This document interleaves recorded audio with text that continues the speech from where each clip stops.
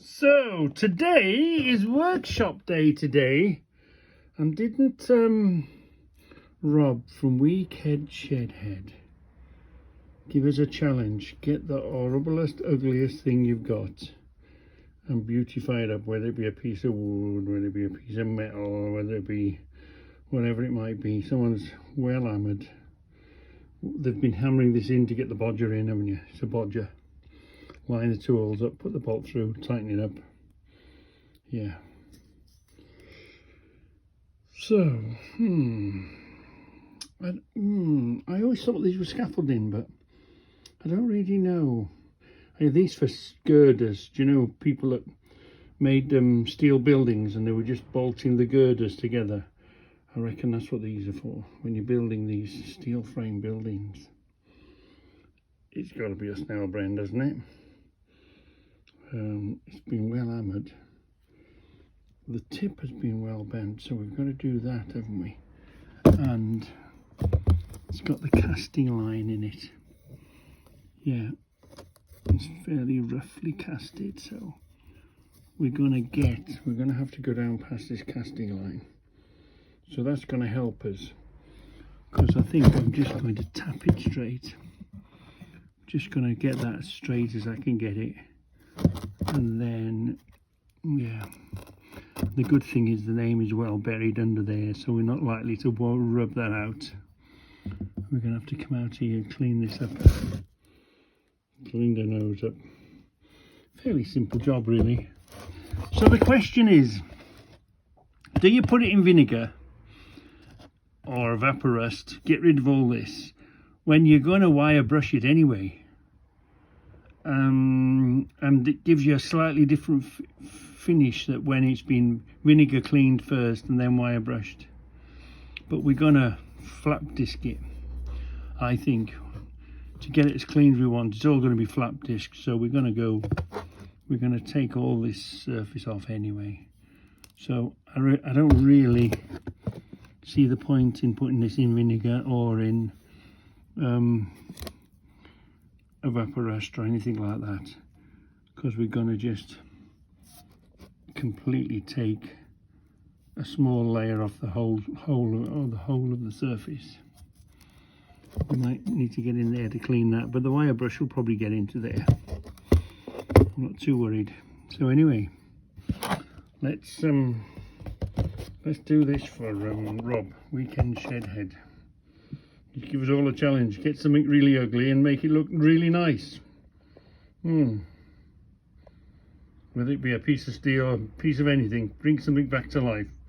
Make something look nice. Get a piece of wood that, you know, well, every piece of wood you don't want to throw away because you're never going to use it. But if you've got the ugliest piece of wood you've got and you're going to cut it and shape it and sand it and smooth it and do everything, we're going to completely pull the skin off this one, aren't we?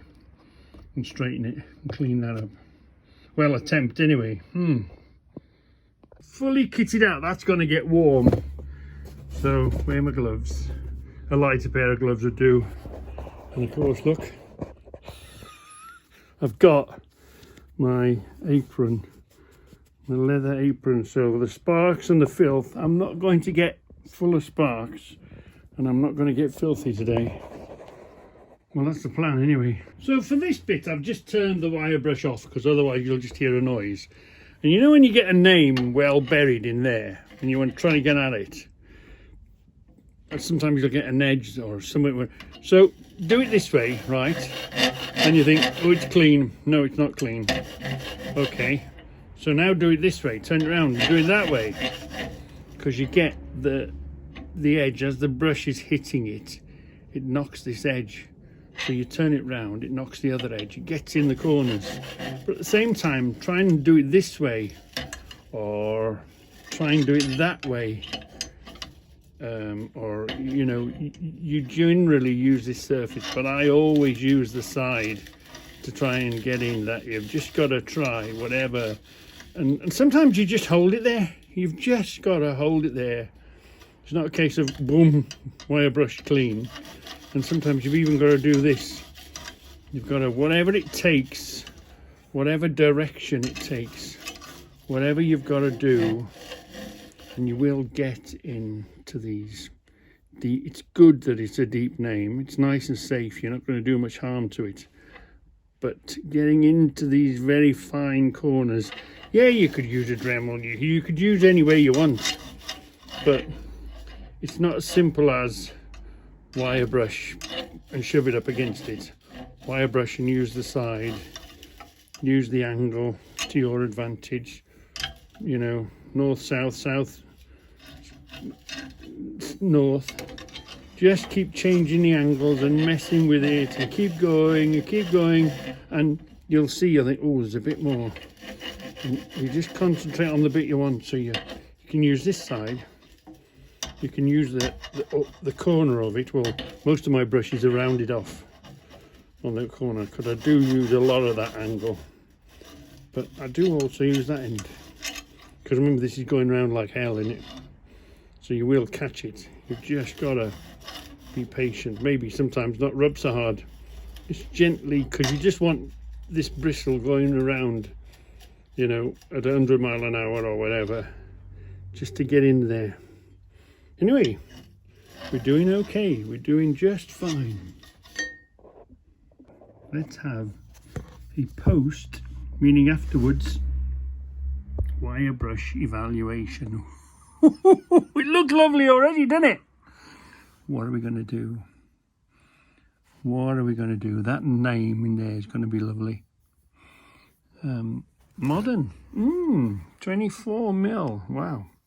Fairly modern. We're going to grind that off. We'll see how soft it is. We should really hammer it back in. But we're going to cheat and we're just going to grind it clean. I think. Yeah. For speed and quickness. See how you've got to get rid of that down there, get rid of that patina. So are we going to leave the casting mark in? Is this drop forged? How have they done this? Look at that's almost a shearing motion, isn't it? Is that from when I'd love to know the process. It can't be many moves. Is this sand casted? How have they made that? Is that a sand casting? Or has it just simply been chopped and then heated to glow hot? I imagine this being drop forged, so you'd put this in some sort of a pre-prepared mould and you would stamp, bang, come down on it. Was that made or was that bent like that? Was it originally flat? Was it hammered like that? Look, it looks like it's been, what's it called? It's either a crop or a flash. So it's been sand casted. The sand casts leaked a bit. And they just grind it clean. How did they make these? It's got a story to tell. Somebody that's made them will know exactly how these are made. Yeah. How do they get the roundness? Is that a bar warmed and stretched? What's that? And then get the stamp in. It is right, look, made in England. It is a snail brand. And 24 millimeters. Fairly, a more modern one. Yeah. Anyway. So we're going to sort of partially warm this and then tap it, or we're going to tap it when it's cold. I mean, you could put it in the jaws of the vice and squeeze it and pull it and bend it, and you could tap it, you could do whatever, any way you want really. But whatever you do is going to score it and mark it. And do we want that? Are you going to try and straighten it without putting a mark in it? Or are we just going to bash it and then grind the bash marks away? And how sharp does this tip want to be?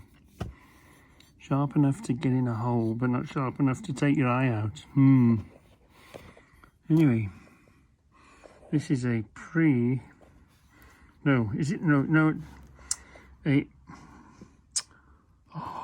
post wire brush evaluation. This is okay, John. Am I saying that the right way around? A post wire brush evaluation.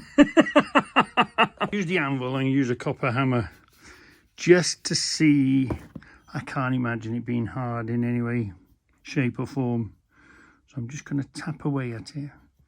And let's see if we can get it to move. Put it on the anvil, tap it cold first, and let's see what happens. We're just going to try this like an experiment, test it first, see how hard or soft it is. I see so many of you walking past these. They're getting rarer and they're getting more expensive. Just for a little workshop.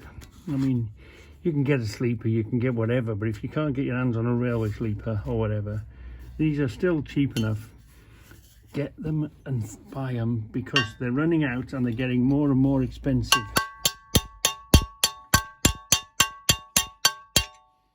What's it going to do?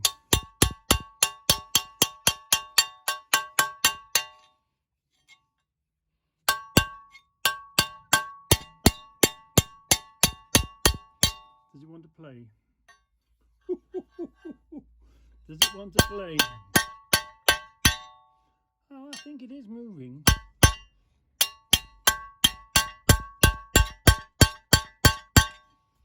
Obviously we haven't got a dake, but this will do something similar. Hold on.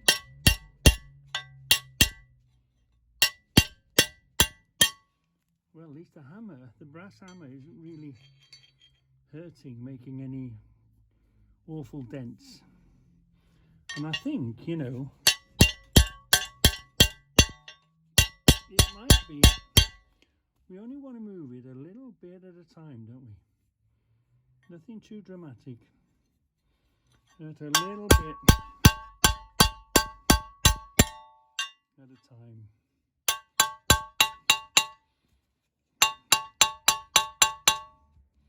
Do you know, I think it's coming. I do, honest.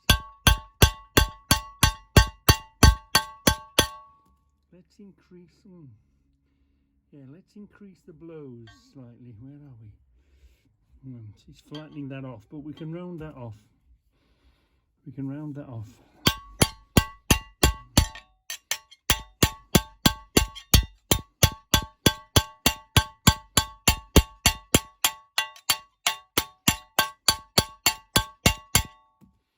Ooh, it's getting better all the time. Yeah.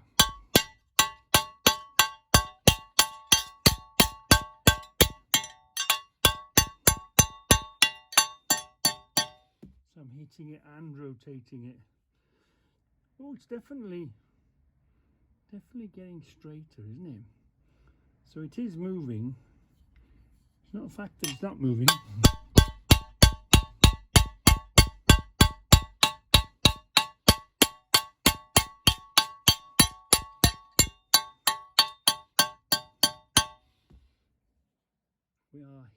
We are hitting and rotating. Yeah, slightly going this way, isn't it? It's coming now. It's coming lovely. Yeah. Wow, that didn't take long, did it? That's well good enough for the 3-foot rule, isn't it? Do you think? We got a lot more to do, so let's see what it looks like when it's a bit shinier, a bit nicer looking. See if it actually stands out. But yeah, that looks pretty good from where it was before. We're not going to go very deep. We just want to clean it up. So a well-used flap disc, until it falls apart mainly. Let's see how we get on. See if we need to go any more aggressive than this. Well, I didn't really intend to go down this. I was going to get rid of the casting marks, as you might say. I'm going to polish this up, I was going to do. Yeah, polish this up. Maybe leave this surface. I did that, put that on the grinder, cleaned that up. It's still hot. So now it's 24 and a bit millimeters. Probably not 25, but it's a slack 24 now, isn't it? Yeah. or a used 24, would you call it. We just ground them off, cleaned them up.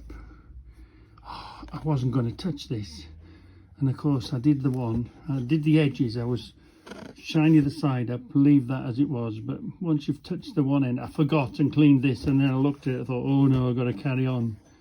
So clean all that off, clean all this. It's all been done with a very, very blunt flap disc, very, very blunt flap disc, and then go hold it and just go up and down as fast as you can go until you've copped everything on the end of this now. And then turn it round and do it again, go up and down. Almost, it was more like polishing it off than grinding it off. Anyway, we've got to this stage now. So let's put it on the fibre wheel now and see if we can get it a bit more shinier now. But, well, yeah, it's okay, it's fine. But it isn't what I first intended, but... And then you clean it, and you've got to go down, and you've got to get rid of these little pecks, aren't you? If you're really going to do it really shiny. But for just, you know, 3 foot away effect, it's going to have improved no end, hasn't it? Yeah. So let's put it on the fibre wheel and let's see how that does. We'll call this project done, shall we? Well, you know, you could keep going and shine this up to almost chrome looking. Yeah, there's an awful lot more to be done. But for me, it's cleaned it up. I'm not Mr. Polisher, am I? But the potential to shine this up to within an inch of its life, do you know what I mean, is there. You'd spend a lot more time cleaning and polishing, but you know, this seems to be this older metal. It's better somehow, some way. Maybe not performance wise, but shiny wise, wow, shines it up lovely. So I haven't attempted to shine it, I haven't attempted to polish it. I'm not really a polishing person, I'm a 3 foot away. But if you're 3 foot away, it's 100% improvement on what it did look like. We sort of got rid of the nasty bend that was at the end of it. Remember, the top of it was bashed in, so now it's 24 and a bit. The size is now 24 and a bit. We just cleaned up the insides of them. Look, just put it on the edge of the stone. That's all we did with that. Oh yeah, we sort of put it in the stone and put it on, but that's not stone, that's the fibre wheel. So that was quite okay, and we cleaned up the end here, didn't we? Yeah, we took the marks out. Yeah. So, and let's compare it to the one we first looked at. Yeah, the before and the after. The difference between how shiny you can get them.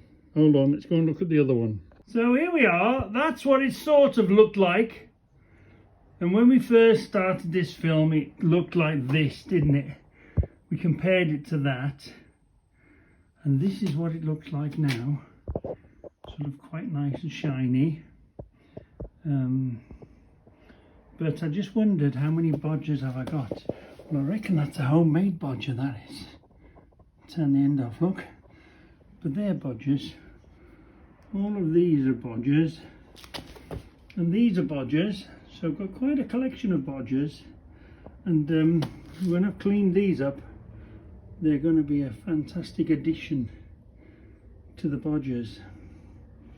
Yeah, so do you prefer that finish, which is basically just a wire brush finish? Yeah. Or do you prefer the shiny finish? Well, who knew? Who knew I had that many bodgers? It's funny, isn't it? You don't notice a thing until somebody mentions one, and then you go looking. There's quite a few of these Snell brand ones around, and some of these, they're not Snell brand. Slightly different. Tested, look. Different ones. Yeah. What is that one? What was it? I can't remember. But anyway, yeah. So hopefully, it just shows you can turn a rusty old spanner and it could go a lot further. Could be a lot more shinier. Almost make it look like chrome nearly. Yeah. So you can turn that, clean it, turn it into that. Woohoo! So, as it turns out, there's quite a few different styles. This one is a tube all the way along and bends at the end, look. This one is half tube, half flat, doesn't bend at the end. Again, half tube, half flat, no bend at the end. Wow, so there's quite a few different sort of types, isn't there? I can put these back in a drawer. So let's remind ourselves about what's in the drawer and what have all been cleaned up on the wire brush. Oh, I'd say the majority of these were rusty old spanners in a box, and they've all been rescued. Even the chisels have been wire brushed, scrubbed and rescued. Nothing in that one. What's in this one yet? Oh look, didn't protect it in the garage here, or maybe didn't clean it up as good as I should have cleaned it up. Yeah, these are the bigger ones. Back up there. Yeah, looks like we're sort of before. There's a before and after. Yeah, we could do one of these in 3 sections, couldn't we? We could do a beginning, a middle, just a wire brush, and the end really shinied up. Ooh, that's a thought, isn't it? Yeah, that's in here because this is the Snail brand. That's all my Snail brand stuff. Yeah, and this is all the Eagle brand stuff, spanners. See, some have come as a collection, but I'd like to say, where are we? Screwdrivers, nothing in there, big spanners in there, yeah. Go back up here. See the cupboards? They don't have to all be working. As long as you've got them cheap enough or you need them to finish your collection, there's something wrong with this cupboard, just empty it and seal it off. And then you've still got perfectly good cupboard to do whatever you want with, to put in whatever you want to put in.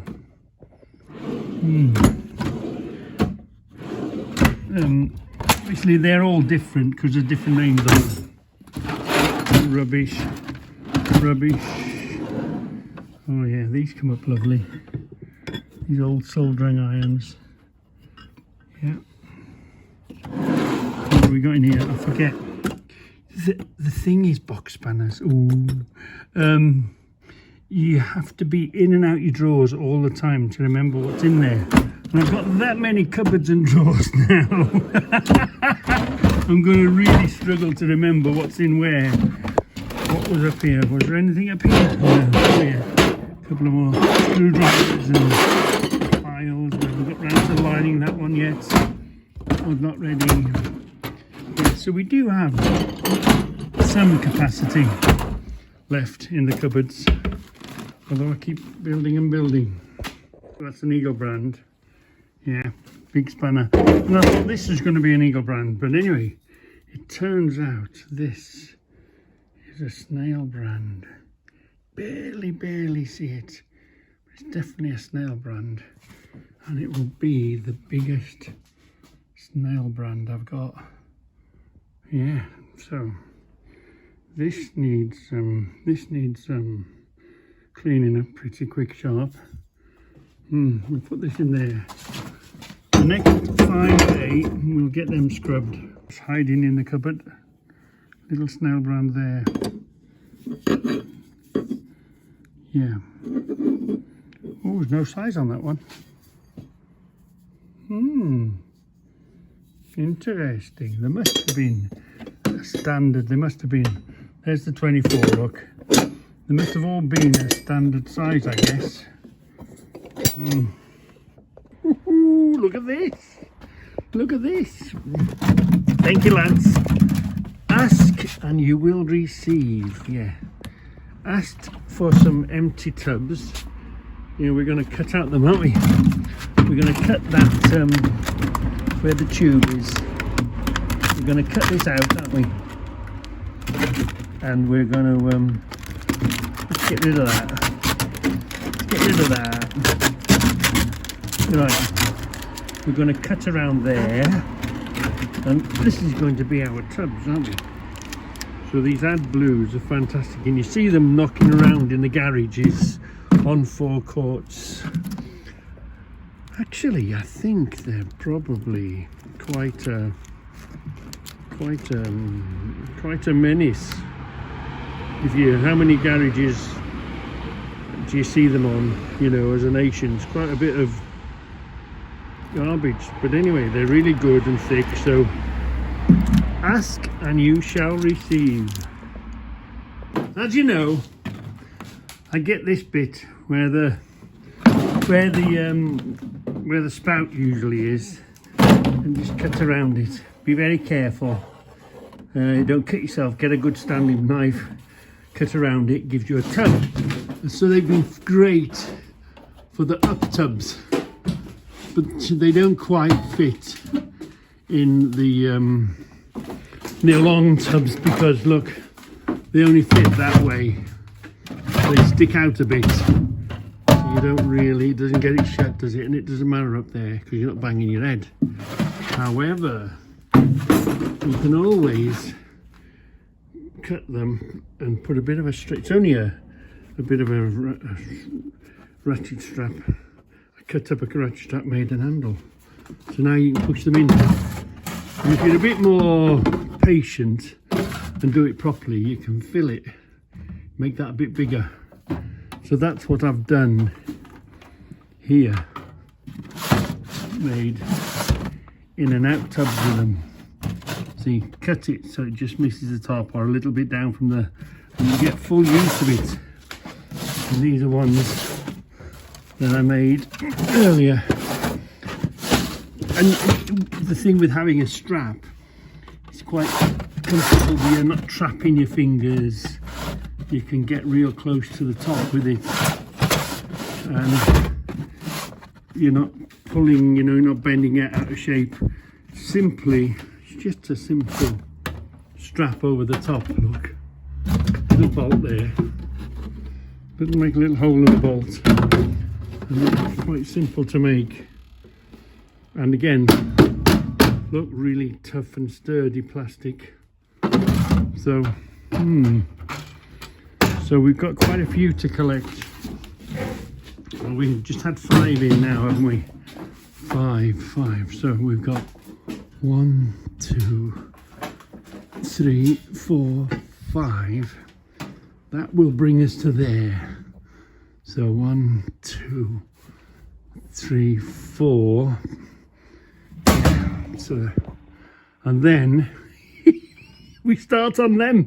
Obviously you'll keep some for different storage, but yeah, and we might find something. It just, you're not using random tubs, you know, like things the same. And of course, obviously we'll keep the bottom ones for storing spare blue ones and all that. But you see, we can shut the cupboard on it, can't we? We can shut the cupboard close on it whenever we want it and just pull it out. Yeah. Lovely. Fantastic.